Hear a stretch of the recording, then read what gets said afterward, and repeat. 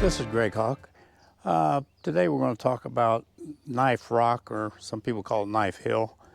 I was taken out there approximately 30 some years ago. I hate to say that, but at that time it was pretty open out there. There was no subdivision and fences weren't there. And they had a little shooting range on one side of this formation out there. People come out and target practice. Well, since that time, the state's put a gate up along the highway. They've cleaned the area up. There's no more shooting allowed out there. And when I was taken out there, there was stones laid out on the ground running north-south. It was a cross, and stones about every 3 or 4 feet, and it was about, must have been 300 feet long. And the short armor in east-west was probably 150 feet, and it ran over towards the mountain, right? So that was out there. Some of this, it was pretty prominent at that time, 30-some years ago. You could still detect it very easily. There were a couple of cactuses out there at one time with Spanish markings. There was a big rock that had El Gato carved on it. Well, that rock's been flipped over. A lot of this area now, I just went out there 6 months ago or so, and then I went back with another fellow, and all this pretty much has been destroyed. It's gone. But we're going to go and take you out there today, and we'll show you where these treasure hunters blasted like a 20-foot hole through solid rock looking for a treasure, and some other places. And I'll show you a Knife Rock, what is a petroglyph. We'll show you some grinding stones where the Native Americans ground their mesquite pods to make flour, and a little bit of the area, and how this treasure hunter thought that this area tied into the Peralta Stone maps, which were pretty famous or whatever. Some people believe they're real. Some people believe that somebody just carved them up and they're not real. So that's up to you to believe one way or another. Anyway, we're heading out there, and we'll get into the story. This is a little aerial map of the area. If you're going from Florence Junction towards Apache Junction, you'll go past the Arizonian RV Resort. About 3/4 of a mile, you'll come to a gate on the right-hand side, north side of the Highway 60. You go through the gate, it'll say State Land Should Have Permit. Work your way back to that rock outcropping back there. Stay to the right side, because the left side is really rough. All right? This is a panoramic view of the area once you get out there to the right side of this formation. As we kind of scroll around here, if you notice those prominent rock outcrop on the right-hand side there as it comes down the hill, that's where Knife Rock is located, right at the end of that. As you get to the end of that rock ridge, you'll see some petroglyphs on this stone right here. You go around the corner of it, you'll see Knife Rock. As we come around the corner, you can see Knife Rock in this petroglyph. At the top there is kind of a carving of a knife.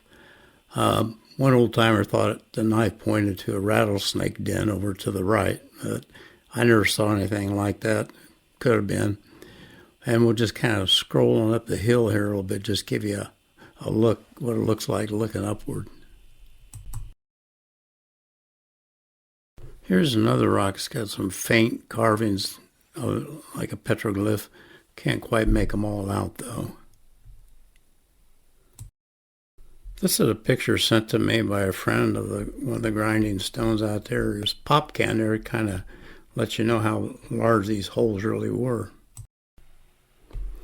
Okay, there's some these stones I was talking about where they grind their grain, and they're kind of scattered around this one area. There's several of them here, and you see, it must have some moisture up here.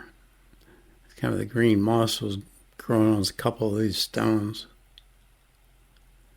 And here's another one. And you see how deep the holes are. So they did quite a bit of work just grinding their pods up to make flour. If you look up at the hill here, the rock formation kind of gives you an idea where these stones are located. Okay, we're looking to the north here. You kind of see the row of stones running to the north out towards Knife Rock. If we scroll around here to the right a little bit, you can see the other row of stones heading towards the east. Here's some more stones here lined up. You just have to look around to find them. All right. That big stone right there, the big rock next to that ATV, used to have the word El Gato carved on it. I think it's been flipped over, if that's the correct stone. All right. And this is where they sunk a 20-foot deep shaft, these treasure hunters, in solid rock looking for a treasure. And there's kind of the mountain behind them there, kind of give you an idea of where it's at. Okay, after seeing all that footage, let's see if we can't tie in the stone maps to possibly this Knife Rock, as this treasure hunter tried to show me. First of all, we'll take a look at the stone maps, a couple pieces of them. One was, they call the Witch's Stone, and the other was a Horse Stone. All right. As I said before, a lot of people believe that these stones are bogus. Others believe that, another story was that this guy found them southeast of Apache Junction out in the desert. And the latest story I heard, that these stones are actually part of a floor in a Jesuit mission down in Mexico, which was pretty entertaining to me. That's really a different twist on it. But there's been a million different variations or stories involving them and trying to figure out what they said, so it's hard to say one way or another. You have to make your own mind up. But anyway, this treasure hunter, like I said, 30-some years ago, he was showing me pictures of the stone maps and how he thought it was all tied together. And this treasure hunt was part of the group that went out there and blasted a hole down 20 foot through solid rock, is what I understand. Anyway, let's take a look at a couple of photos here, and I'll kind of explain what he thought, and you can make your own mind up.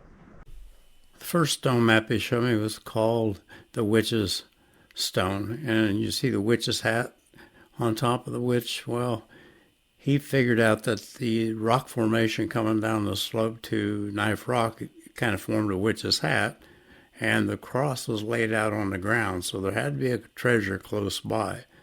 That's when him and some other fellows went digging some holes and blasting a hole over there, trying to find it. The next stone he showed me was called the Horse Stone. You can see it right here, different Spanish names on it. And from here, he took a piece of paper out and then he laid it across the map. And what he showed was just the rear end of the horse, which he said, that's an elephant. And that refers to our next treasure, Elephant Butte. And here's Elephant Butte, just a little bit north of Queen Valley. In the end, he got some investment money. They had a caisson rig come back there and drill a hole 120 feet deep. He was searching for treasure. I don't believe they ever found anything. I know more about that story, but that's another time. So that's kind of the end of it, and I hope you enjoyed my take on it. Thank you.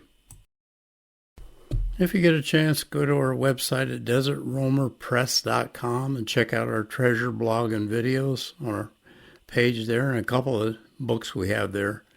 Or you can go to our YouTube channel. We've got over close to 25 videos out now. We just put several out in the last few weeks.